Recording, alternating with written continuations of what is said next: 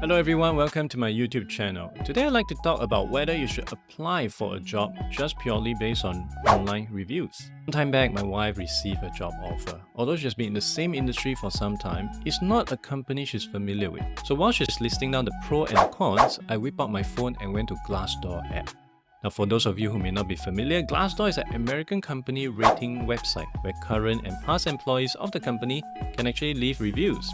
So we looked at the company my wife was interested in. It had over 189 reviews, 4.3 rating, and the CEO rating is at 95%. This entire episode made me think of just how much has changed when it comes to how we make decisions for just about anything in our lives. Thinking of which movie to watch? Let's go to Rotten Tomatoes and have a look at the score. We should try a new restaurant? Go to Google reviews and look at the total score. Anything less than 4 probably will not make your cut. With time so tight and with heavy access to our devices, learning from experiences, both the good and the bad, of others seems like a reasonable way to make decisions, conserve energy, and spend time and money on other more valuable things. That's all well and good for small things in life, where to eat, what to buy. But should you make a decision, a big one, like switching jobs based purely on what the internet tells you? Companies like Glassdoor do serve a purpose. Just as a potential employer would conduct reference checks on a candidate, the opposite should also be done. In a hyper-competitive market for talent, both parties should be clear about what they're getting into. But Glassdoor should not be the deciding factor in your ultimate decision. Firstly, there's no employee verification system. Anyone can post on Glassdoor and you can do so for any company at any point in time with no background check. Now, since there's no stopping people from posting reviews and posting them multiple times, you can imagine how disgruntled ex-employees can skew the ratings, or how companies might even game the system. You see, a company can easily create multiple Glassdoor accounts to post multiple positive reviews. You may see 4.9 thanks to the nifty work of some department. This isn't so far-fetched, considering a 2019 Wall Street Journal investigation that exposed how companies employ a range of tactics to covertly boost their Glassdoor rating. Now, even though Glassdoor states that offering incentives to employees to write good reviews violates their community guidelines, there's practically no way for them to police it. This is exactly the nature of an open platform. Just look at the type of comments that can be found on social media. You can even outsource the legwork. For slightly more than $100 US, you can get a freelancer on Fiverr to post real employee feedback on your Glassdoor company page. Now obviously these are all extreme examples, but let's say all the reviews you've seen look legit and they stand a low chance of being artificially boosted. You should still take them with a pinch of salt.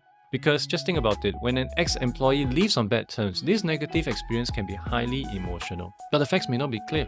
Are you sure you want to rely on just one-sided testimonial? This is the same reason why you might hear more of your friends complaining about their jobs and their bosses, and way fewer saying anything good, even if they stay on their jobs for many years. Negative events are remembered in great detail, good ones less so. It works the same way when it comes to our experiences with food or buying things. When we get angry with slow or bad services, we're quick to fire off negative feedback. So one thing to keep in mind is that reviews are given over a period of time. A star given 5 years ago may no longer reflect the company's situation today.